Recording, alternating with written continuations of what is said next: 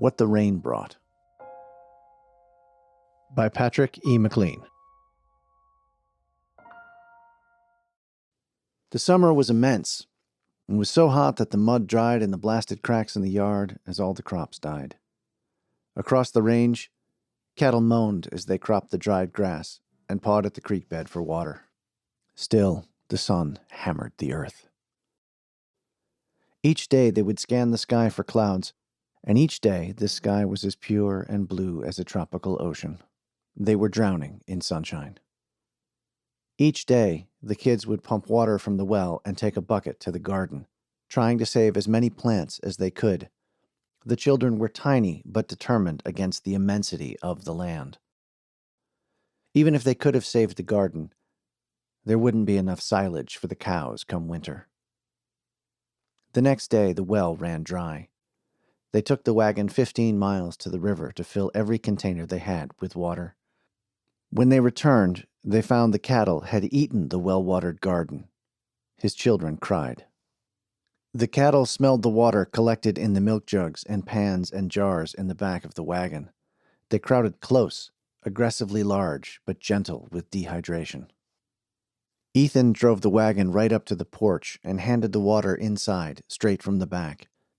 He unhitched the horses and led them around to a back window where his wife gave them water from a pot.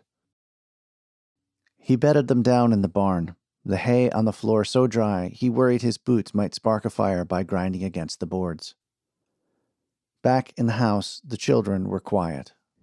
Ethan looked at the window and hung his head. Finally, he said, "We leave in the morning, back to the river, and we'll head south."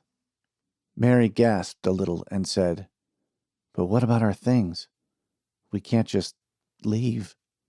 "There's no water," he said, his voice growing sharp with her for the first time, maybe ever. She nodded, pressed her lips together, and tried not to cry. But she was weary to the bone. The tears came, silent and huge, dropping to the dry boards below. Crying made her feel better and feel worse. He went outside, kicking his way through the dying cattle. He doubted they'd have the strength to make the drive to the river, but he'd leave them loose, and perhaps some of them would survive. He came back after supper.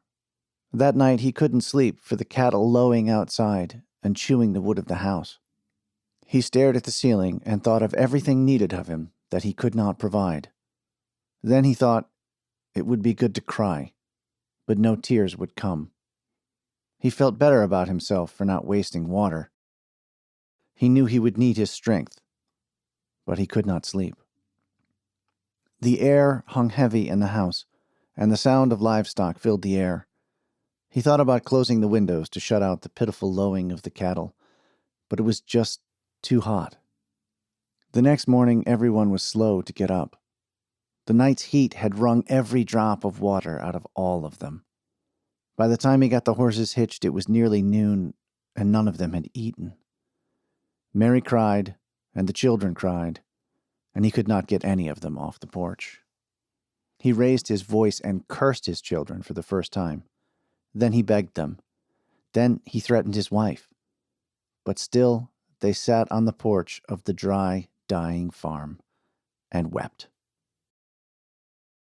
Out of frustration, Ethan kicked one of the cows, and it fell over as if dead.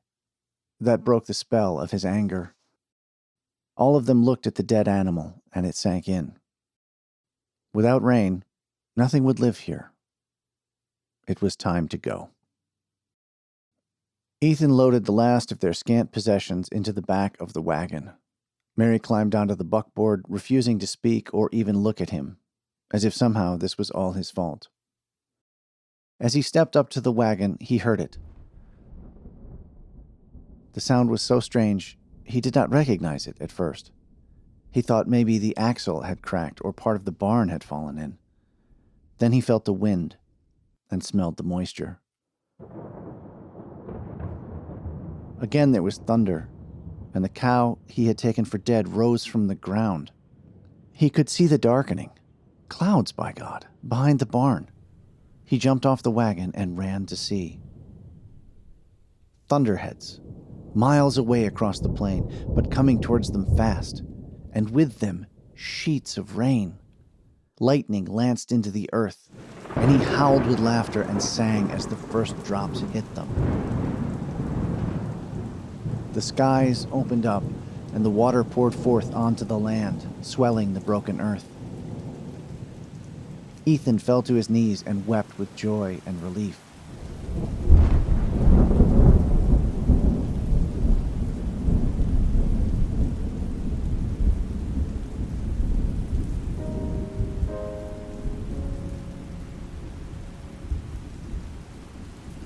Mary and the girls had taken cover in the barn, and she called to him to see if he was all right.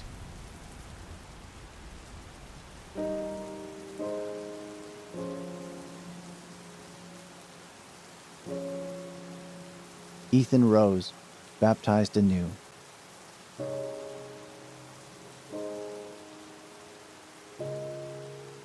Mary said, "Look at you. You're soaked."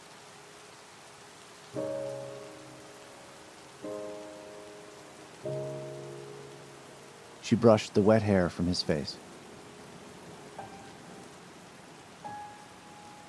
He seized her hand and kissed it.